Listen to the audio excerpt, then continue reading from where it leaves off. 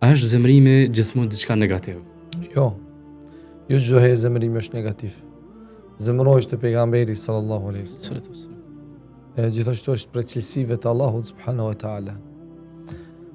Pejgamberi sallallahu alaihi wasallam zemrohesh te kur bëheshte në pyetje feja dini Allahut azza wa jall, siç transmeton Aisha radhiyallahu anha.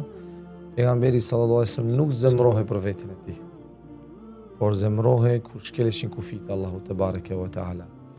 Pra, të zemrohet njeriu në momentin kur preket deri i tij, kur preket dini feja Allahut, kur preket Kurani, kur preket adhurimi, ibadeti, dhe kështu me radhë të zemrohet në këto raste normal.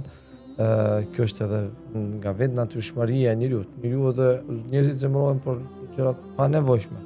Por ne flasim tash për kur është arsyeshme dhe kur është e mirë që, domethënë edhe që konsiderohet pjesë e imanit, besimit të njeriut. Pra, pejgamberi sallallahu alaihi wasallam zemroheshte kur shkeleshin kufit e Allahut azza wa jall.